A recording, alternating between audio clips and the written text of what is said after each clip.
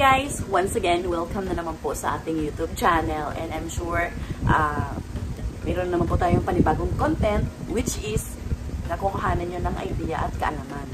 And I'm sure hindi naman tayo kilalang or sikat na vlogger para kahit paano magbigay tayo ng content na nakakatulong sa ating mga subscribers at sa ating mga viewers. Ayan, so ang naisip ko ngayon na content is that kung paano gamitin ang Chromebook. Kasi unang-una, naisipan ko bumili ng Chromebook dahil bulky po talaga yung mga malalaking laptop sa bag, diba? And bukod sa bulky, mabigat siya.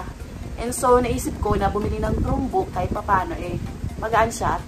Hindi siya ganun kalaki sa bag. Ayan, so, ang challenges lang po talaga sa Chromebook, guys, is that hindi siya katulad ng mga laptop na, kumbaga, friendly user. So, dito, nung una ko itong nabili, medyo nahihirapan po talaga ako kung paano siya i-operate. But then, gusto ko pa i-shoutout yung aking classmate na si Miss Arlo Bonson. Siya po yung nagtulong sa akin or tumulong sa akin kung paano i-operate ang ating Chromebook. So, tara guys, dahil purchase tayo ng Chromebook, ituturo ko na rin sa inyo, lalo na sa may mga Chromebook na medyo nahihirapan katulad ko na gamitin. So, ituturo ko sa inyo yung mga basic features kung paano siya gamitin. At napakadali lang pala guys. Nung una, ayaw ko na sa kanya kasi sobrang hirap po talaga siya gamitin. But then, nung na-explore ko na yung Chromebook and yung nakikita ko na yung mga functions at benefits niya, unti-unti ko na rin siya nagustuhan at nagagamit ko na rin siya pang-edit ng aking mga paperworks, schoolworks, lalo na katulad ko nag-aaral. Lalo na sa mga estudyante, pang-online class or typing, pwede na kayong bumili ng Chromebook. Ayan, so mura lang naman siya guys at of course, madali lang siyang bitbitin papunta sa school at kung saan pwede mong buksan. Basta ingatan nyo lang na mabasag or mabasa sa ulan.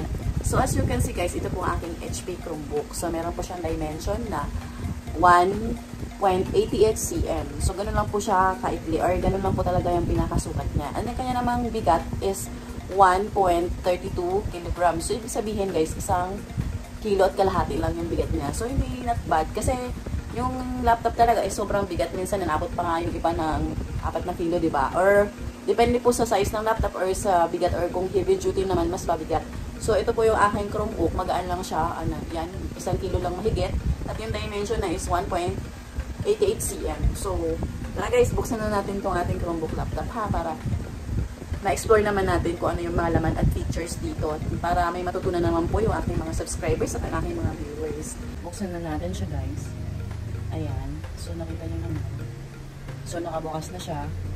Ayan. Ilapit natin konti yung camera ha. Para naman kahit paano, meron kayo talagang matutunan talaga for today's content. Ayan. So, ang gagawin nyo po, pupunta lang po kayo dito. Ayan. So, syempre, magsasign in muna kayo sa inyong mga account. So, ito po kasi meron na po siyang account.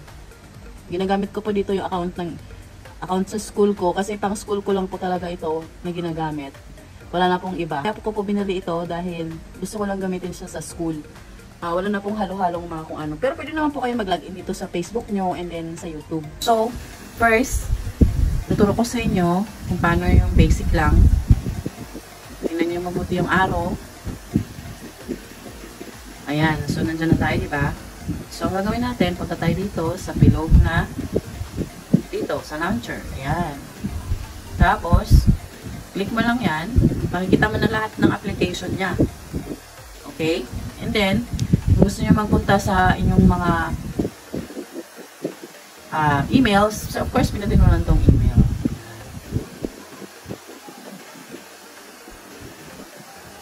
Ganyan lang siya kasimple, guys. Ayan, so nakita nyo na. And then, kung gusto nyo naman pong pinutin ang balik ulit kayo dito. Manual lang talaga. Kung gusto nyo pong mag-type, gusto nyo mag-Microsoft Words, kasi wala naman siyang Microsoft Word. So, pupunta tayo sa Google Docs. So, ayan. Google Docs. So, pinutin mo lang po itong nakasign ng plus dito. Ayan lang siya. Pwede ka na mag-type-type dyan, oh. Ayan. So, nakita nyo na. Ayan. Kung gusto nyo naman pong makita yung inyong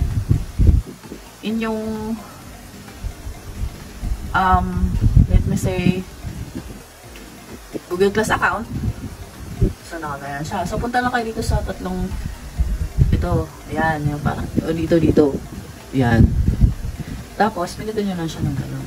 And then, piliin nyo lang po kung saan nyo din yung Google Classroom. Pilitin nyo lang. Ayan. Ayan. So, yun na po ang mga Google Classroom natin. Diba? Nakita nyo na. O, yung klasiko ng Saturday. Ayan. Okay? Ganun lang siya kasimple, guys. Akala nyo mahirap, pero madali lang. Isa pang kagandahan sa kanya, guys, is that pwede mo siyang lagyan ng memory card. But, kailangan nyo po ng adapter. Ito yung adapter, guys. Familiar po kayo dun sa camera, di ba? Ng mga malalaking camera, digital camera, or yung pang... Basta yung pang photoshoot na camera. May ganito po siya. So, ito po yung adapter. So, isasaksak. Ito po memory natin maliit. Isasaksak nyo lang po dito yun. Ayan. So, nakita nyo, sinaksak ko na siya. And then, lalagay natin siya dito sa gilid. O, nakita nyo. Ayan.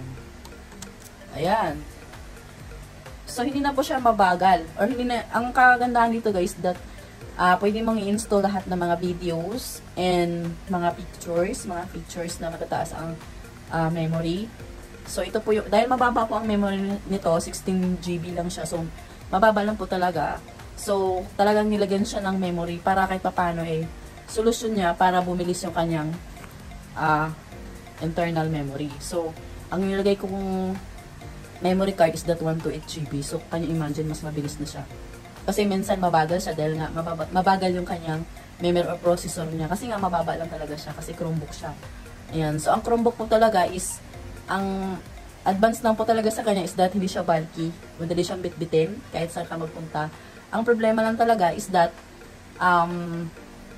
mababa lang kanyang specs sa kanyang memory. So, kailangan gumawa ka ng paraan, dahil meron naman ditong saksakan ng memory. Ayan, kung meron naman kayong mga extra memory sa bahay nyo na hindi nyo nagagamit at may adapter naman kayo, yun na lang gagamitin natin para bumilis yung ating Chromebook. Ayan. So, sana may natutunan kayo sa aking vlog for today. Ayan, so I'm sure na sa mga nahihirapan dyan, na gamitin ang kanilang Chromebook, sana natulungan ko sila at nagkaroon kayo ng idea. Talagang ganun sa una, medyo mahirap po talaga. Pero, kapag explore mo na itong Chromebook, magugustuhan nyo na rin siya. Ayan, ako din nung una, hindi ko rin alam kung paano siya gamitin. But then, gusto ko po i-shoutout ang aking classmate at pinakamaganda na si Miss Arlo Bonson dahil siya po yung tumulong sa akin kung paano gamitin ang ating Chromebook. Ayan.